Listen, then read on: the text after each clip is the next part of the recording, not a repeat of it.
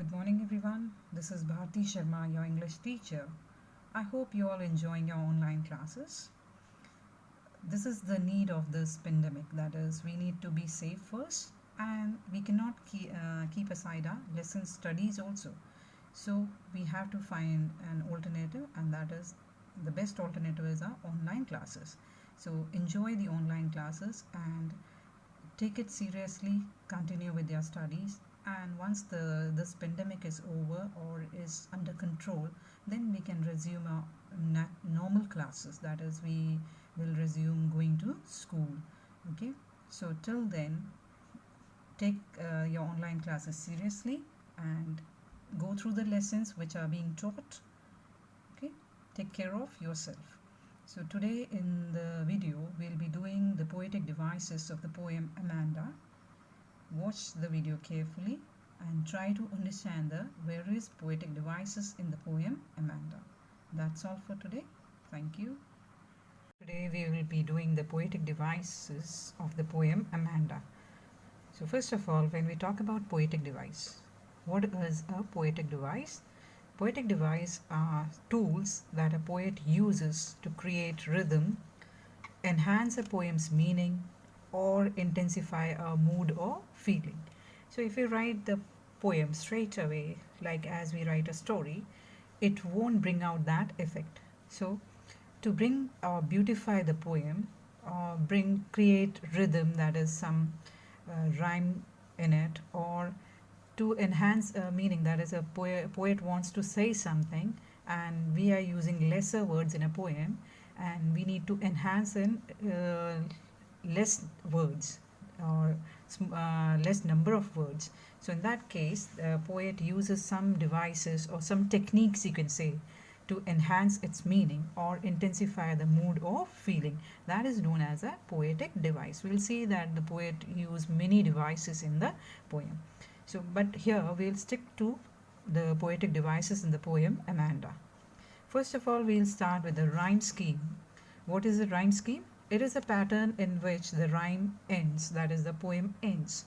That is, if you look at the last words of each line, how do they end? Do they rhyme with each other or do they rhyme alternately? So in that pattern, we name the rhyme scheme. Here, the last words of each line, that is the first, second, and the fourth line, they are rhyming. So it is A, A, B, A. The rhyme scheme is A, A, B, A for the first stanza. And if you look at the second stanza, you will see that it is C, C, C, C. That is all the last words of each line. They are rhyming. So it is A, A, B, A, C, C, C.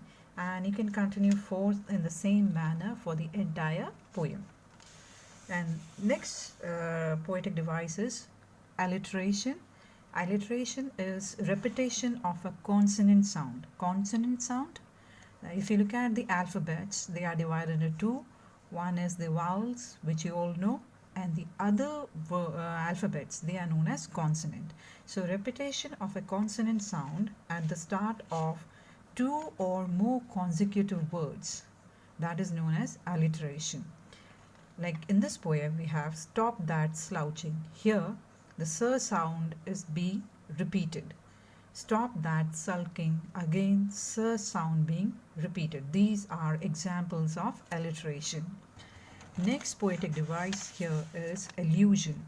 Allusion is a reference or suggestion to a historical or well-known person, place, or thing. That is, in the poem, if there is any reference or suggestion to some historical place, person, or a well-known person, then it is an example of allusion. So here the reference to mermaid, that is when Amanda says that she would have been a mermaid in the language sea, or she would have been Rapunzel. Rapunzel, again, a historical or a character in a fairy tale.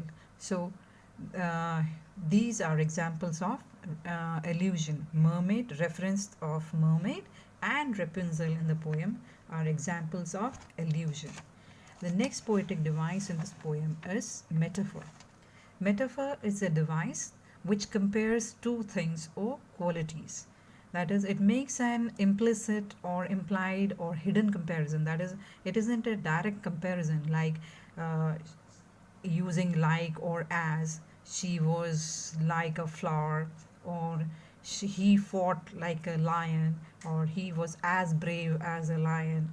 So when we use like or as, it is a simile. When we make comparison using like or as, it is known as simile.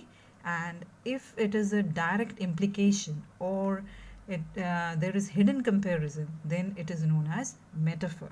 The examples of metaphor in this poem are languid sea, that is, sea is being compared to languidness, that is, it is calm as a person. The sea was languid or not so active. Then silence is golden, and freedom is sweet. These are examples of metaphor, and these are the poetic devices in the poem Amanda. I hope you all have understood it and go through it once again. Try to understand it and have a nice day. That's all for today. Thank you.